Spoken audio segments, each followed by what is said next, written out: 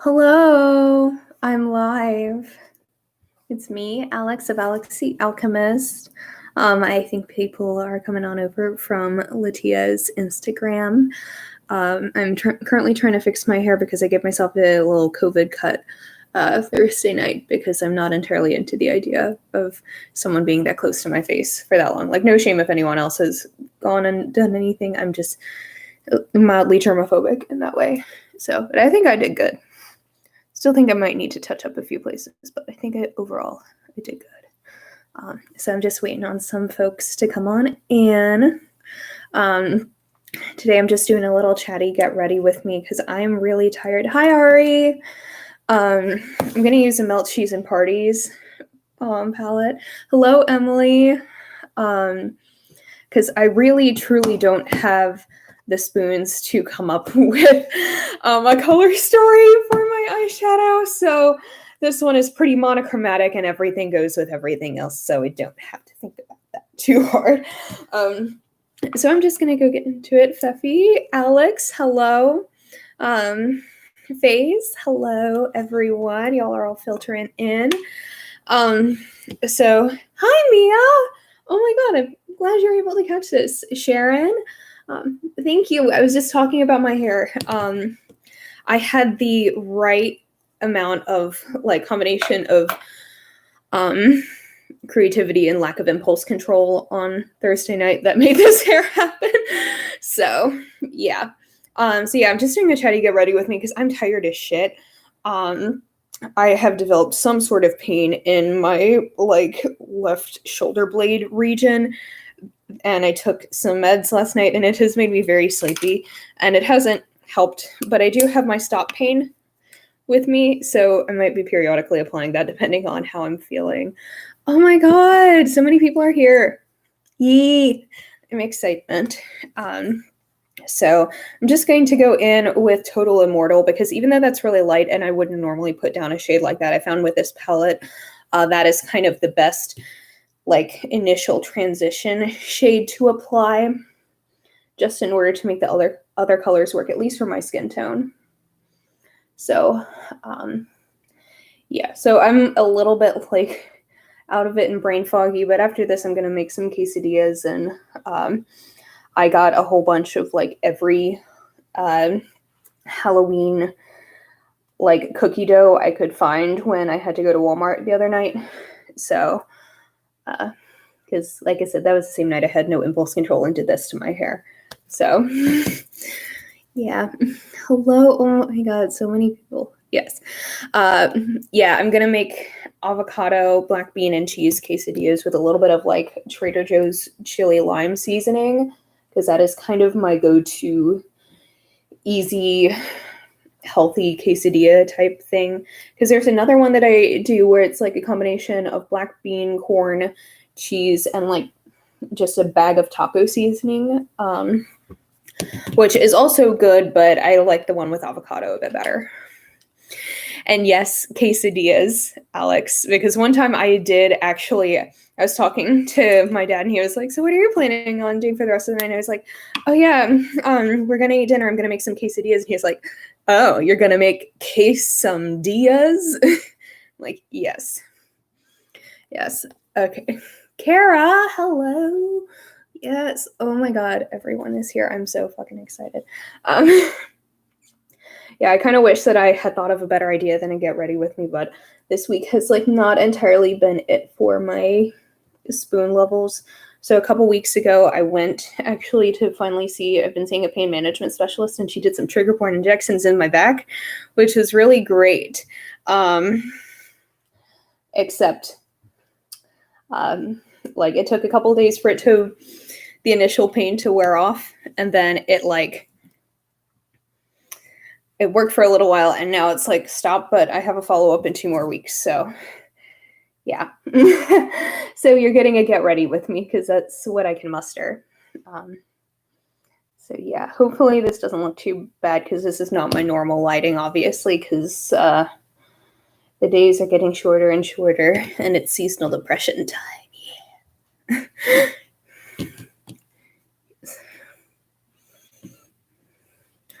Oh, yeah. the mispronouncing things, like the intentional mispronouncing.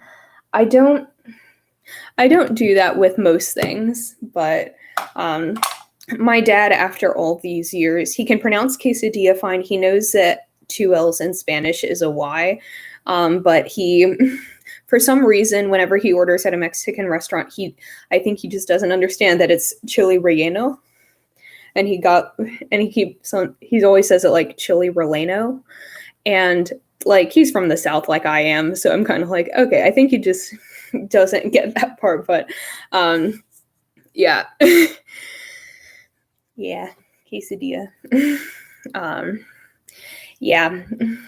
I mean, there's a reason I go by a shortened version of my name is because my full name is Alexandra, and for some reason people can't get that somehow. Yeah. Okay, I realized I didn't say what I was doing. I got the shade Last Caress, which I deepened that up with, and then I'm going to go in with She's in Parties. Hey, Bethany. Oh my god, they pronounce quesadilla like chinchilla. I do say, when I see the word females on the internet, I pronounce it like the word tamales, because I find usually that people who say females on the internet are just generally annoying, infuriating people, and it makes me less annoyed to imagine that they're saying females instead of females. So that helps. It makes me feel slightly better. That's the only acceptable way to say the word females, is if you're saying it like tamales.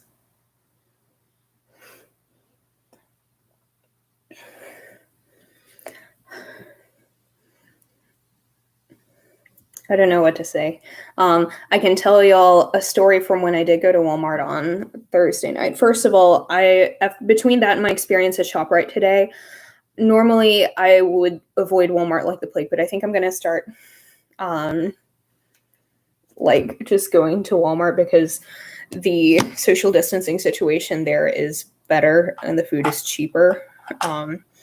So I don't know what that says about me, but because the woman behind me in ShopRite today was just like standing 2 feet away from me in the checkout, and I was like, excuse you, I don't have the wherewithal to actually tell you to fuck the fuck off and social distance like the signs are telling you to in this store.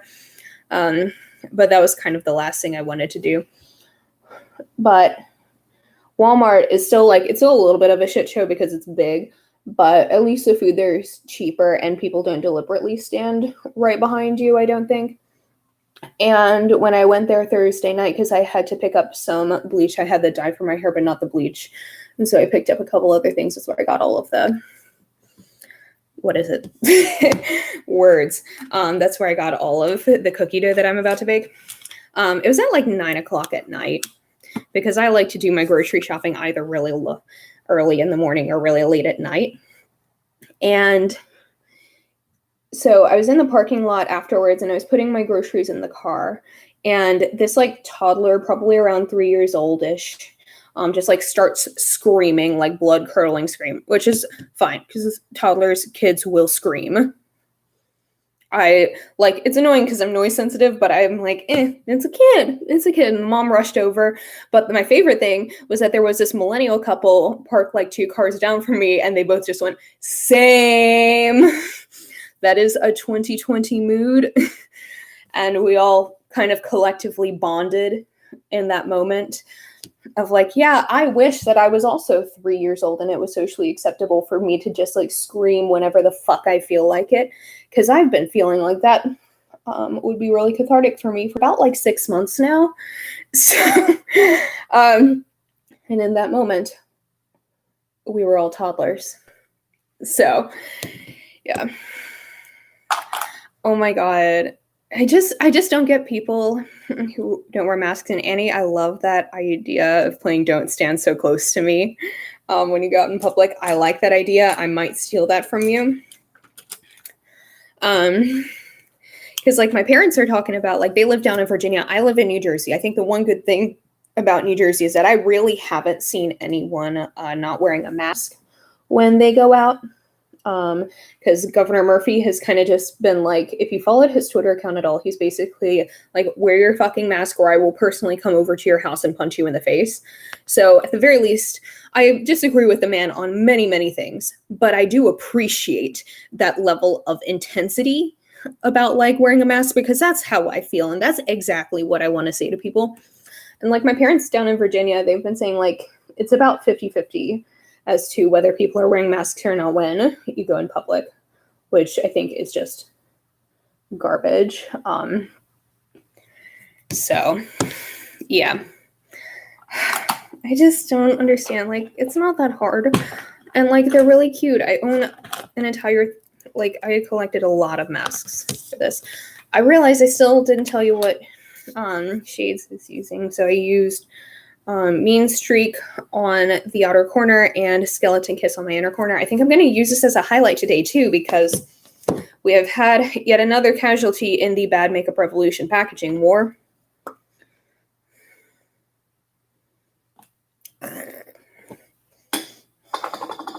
Like, I still have a little bit left, but I'm kind of trying to decide if I just want to scrap it. I did not see the video of Italian mayors yelling at their constituents at the height of the pandemic, but that sounds amazing. I would love that very much.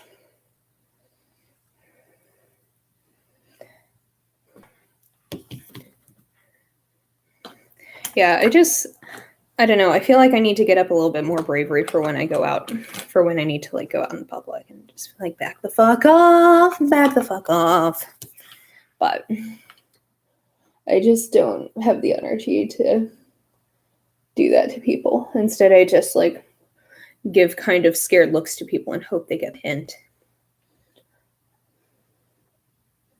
Yeah, I've been trying to like not go out as much. I've been going out like a little bit more than when the pandemic started, because there really hasn't been a lot of new cases in my area. Like in the county that I'm in is pretty, like things are going pretty safely.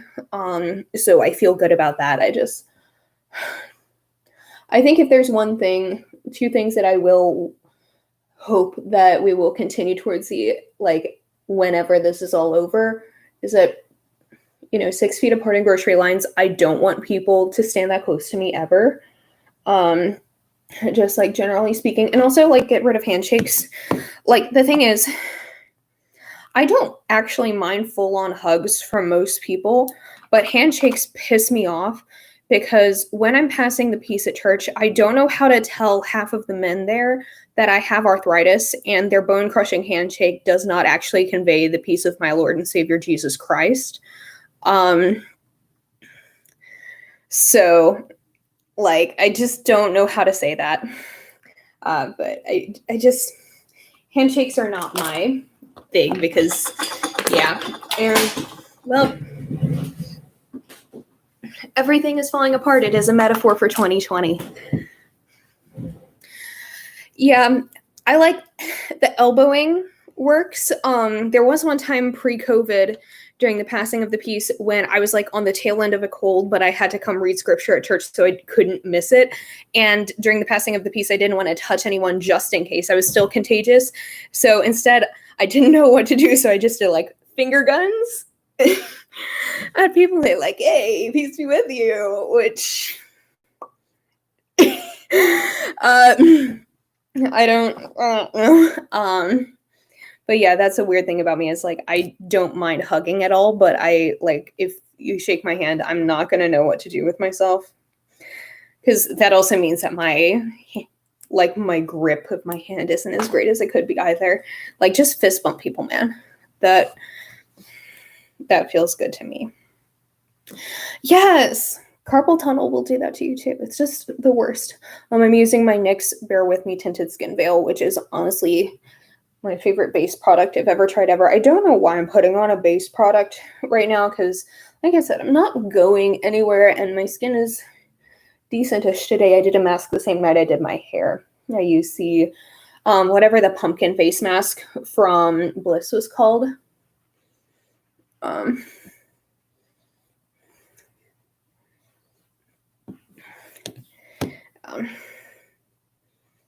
Okay. Yeah, maybe just waving at people would be nice too.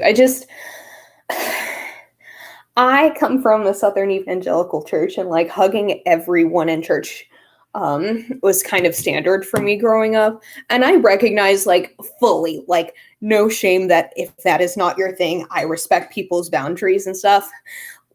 You know, that is completely understandable. I do not mind. I respect boundaries, but also it feels really weird for me to like go to an outdoor church service and peace be with you means like, hey, you know. Yeah, I'm kind of a just ask type of person. Because I'm kind of good with anything. My church also does live streams. I was kind of sad because their last Sunday was supposed to be the blessing of the animals, and it ended up being because they have a big lawn and stuff, so they were able to do a socially distant one. And I was going to bring the kittens, but I injured myself in the gayest way possible, where one of the cats had knocked off a pronoun pin from our dresser, and I stepped on it at 1:30 a.m. And so I couldn't put weight on my right foot for about a day after that. So wasn't able to go to the blessing of the animals. So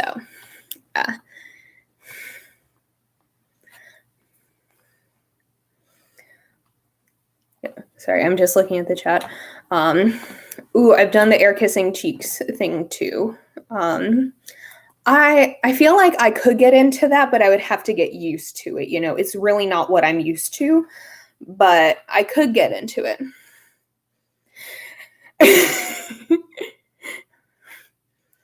Well, to be fair, Mia, that also could happen. I'm just saying.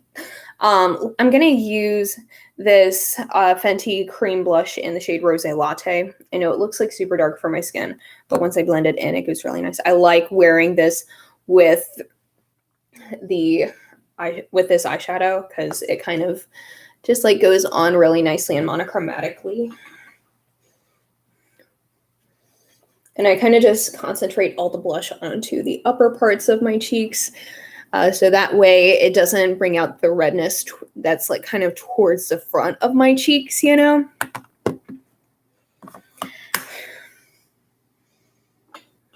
Yeah, I don't keep Legos in my house for that exact same reason, Sharon. I don't want to. It scares me. Oh, you've never heard of a blessing of the animals? Well, let me tell you a thing. It is my favorite Sunday of the year because we used to do this back home in Virginia. So I'm Methodist. I know it's a Methodist thing. I think it's a thing in some Catholic churches. I've looked it up in different faiths, and I know a lot of different faiths actually have a lot of different ways to bless the animals. So I'm going to use the Skeleton Kiss shade as my highlighter. Basically, it's usually like a Sunday, like either morning or afternoon, where you have an outdoor service and everyone brings their pets to be blessed. So cats, dogs. I had a pet rat when I was a kid, brought her to get blessed. My pastor here has said that she's blessed kids' Pokemon. Yeah, just everyone brings their animals to church and they get blessed. And like you bring it up to like the pastor up front, and they'll bestow a blessing upon you. Yes, it's based off of St. Francis, who is objectively my favorite saint. Like I don't know that many saints because I'm Protestant, but St. Francis was a really, really cool dude.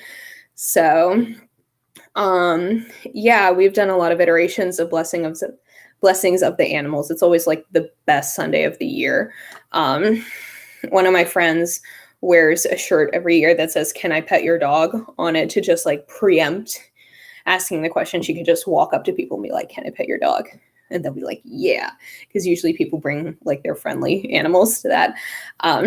So it's just really fun. It was also really cool in the church I grew up in, because I grew up in a like rural farming town. So people wouldn't just like bring their dogs or cats. They'd also bring like chickens, horses, goats. I think we had a peacock at one point. It was always pretty lit. So it's like the best Sunday of the year because they just, like a big old church pet convention. So yeah. Also about St. Francis, I took a Christian spirituality class and we had to do a labyrinth one night, and it was dark and I accidentally knocked over a statue of St. Francis, but I prayed a lot and I hope he forgives me. That's my St. Francis story. I think out of all of the saints, he would be the most forgiving about that situation. I think I want to add a little bit of powder blush on top because I have this Urban Decay Afterglow blush in Rapture, and it's honestly such a good shade. I'm really disappointed that like this entire line got discontinued. I don't know why. They make really good stuff. But yeah. Oh my god! Your cats have little neckties that they wear to church. That's adorable. We recently got Case got Goose and Ivy some new collars. Goose has one that's like a little plaid bow tie, and Ivy has one that looks like a pretty floral like bow scarf. And they're just so precious. I love it. And I love that the neckties are specifically for them to wear to church. Like, that makes me so happy. Like that they have specific church attire. So that brings me joy. I don't know what I want to wear for a lipstick. I have some ideas, but I think I'm going to go for one of the Melt lipsticks. The problem is I have like 6 of them and they all look the same. I think this is the one that I want because it goes with the plummy burgundy sort of look. This is a shade, Stepford, which is going to be a little weird because I know that this shade doesn't go on as well if you still have kind of like chapsticky lips as some of the others, but I think if I layer it up, it'll be good. And Pfeffy Sheep should wear like a cute little plaid blazer. That would be adorable. And I should get color-coded stickers on my lipsticks. I'm just not as together as you or as anyone, honestly. If you think that I'm a together and organized person, congratulations. I have done a deception. Okay, thank you, Bethany. I'll see you at your live. Also, let me put this on and then I'll talk about cat outfits.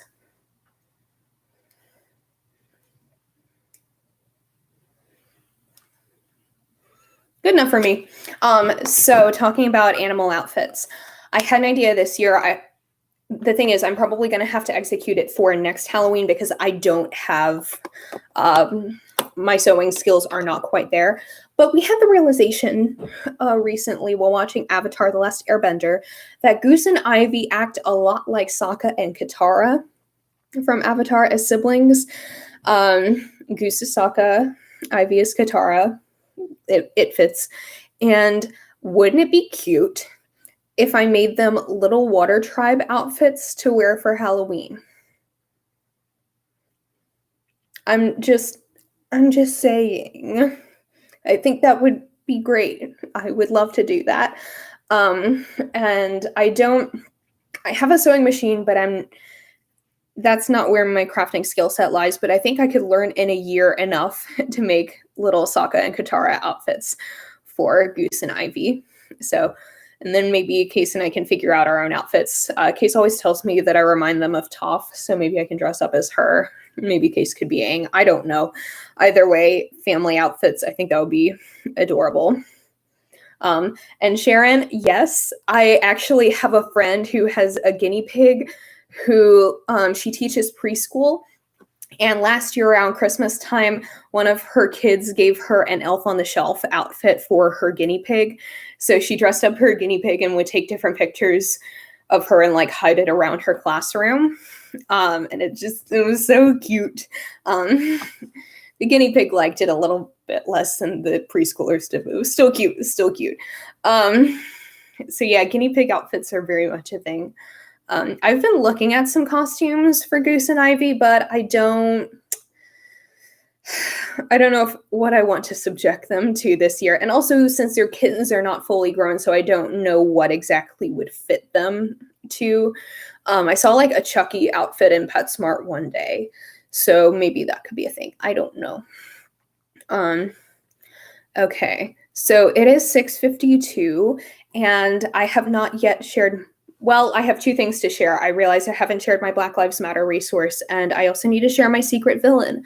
So my Black Lives Matter resource that is in the description box is the Black Disability Collective, which is an organization that helps work for the rights of Black disabled people, because to be pro-disabled is to be pro-Black and vice versa.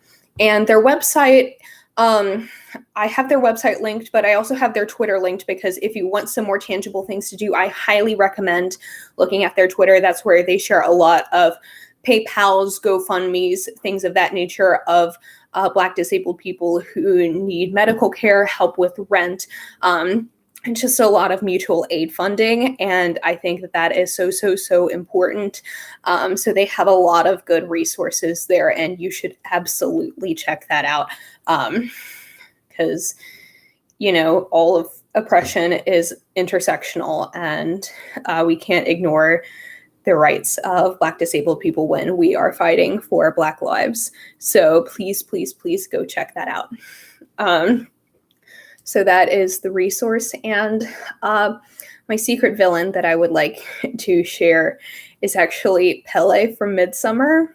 I don't know how many of you have seen that movie, but that is probably one of my favorite horror movies, and he's definitely one of my favorite villains, because Case and I were arguing if he was actually the real villain of the movie or if it was, what's her name, the main character, Danny.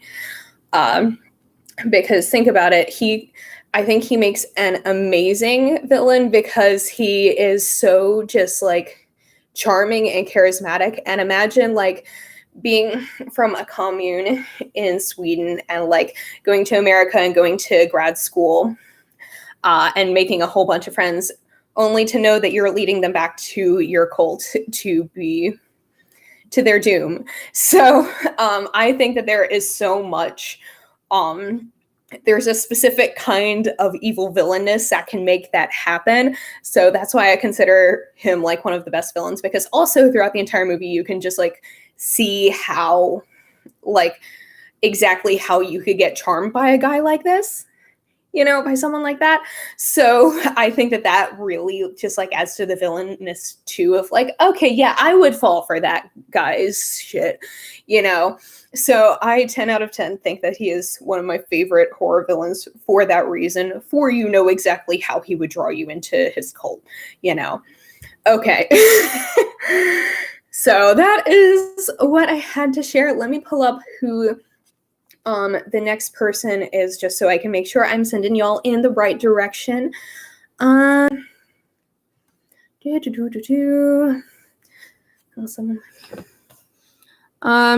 It's actually Bethany right after me, so y'all should go over to her channel. You have about 4 minutes in between now and then, so you can get yourself a snack or a drink or something. I'm gonna go prep to make some quesadillas. I'm so glad that y'all joined me. Please check out the Black Disability Collective. And I will hopefully, I'll see you over on Bethany's channel. You'll have a wonderful day. Bye.